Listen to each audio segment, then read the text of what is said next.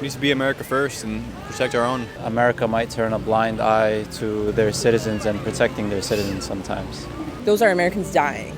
We're supposed to protect our Americans. You might have seen this video of an elderly Palestinian woman being struck in the head by Israeli settlers in the occupied West Bank. The man shouting in the video is American journalist Jasper Nathaniel. He was then chased by a mob of Israeli settlers for trying to document the attacks on Palestinians. When Nathaniel contacted the U.S. Embassy for help, they said they could not protect him. In a tweet, Nathaniel said, "I was set up by the IDF to be attacked by 100 armed settlers. Today we're asking the city, why isn't the U.S. protecting its citizens?"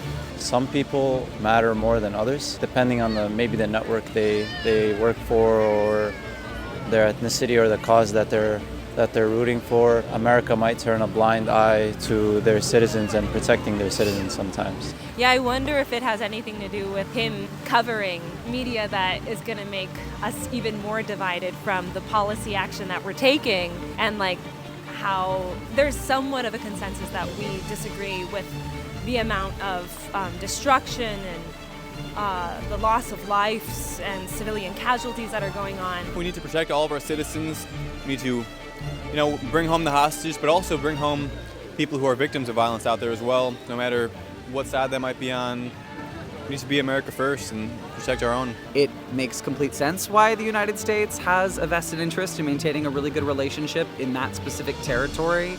Well, Israel is in the Mediterranean, and so it's easily accessible for the United States to send naval forces through Israel to quickly get to regions like Syria and Iran and Iraq. The U.S. is a business before it's people. Their interest is not with the people, it's with who is bringing them money. Like, it's really showing like we are a capitalist country, but at what cost, Those are Americans dying.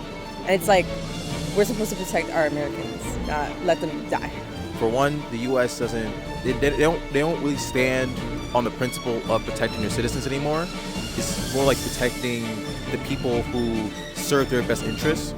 We had like President Obama; they would have sent Marines, National Guard, or had some type of interventional force to go and help them out. But nowadays, it's like you could have a journalist go inside the West Bank, get attacked by another country's citizens, by another country's military occupational force, and then they won't do anything about it. Sounds to me like he was supporting, or at least, reporting on something that the United States government has a vested interest in covering up. To me, it makes sense that they would view him as not necessarily, worthy of the rights that a citizen deserves. And we've seen how much, they support Israel at all costs, and their inability to acknowledge, both the genocide and the expansion in the West Bank. The people who's in our government right now, their stance on supporting Israel, that's just why they're just not willing to support their own people who support Palestine.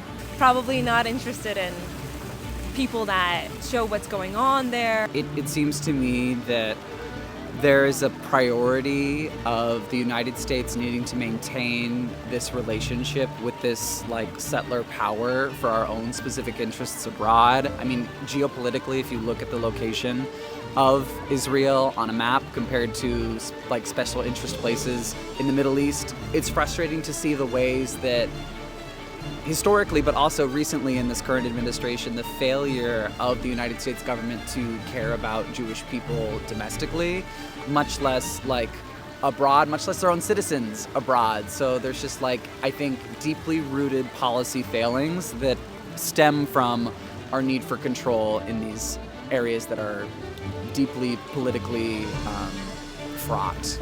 Every decision I've ever seen the United States government make, especially in the last couple of administrations, has been in favor of the Israeli state.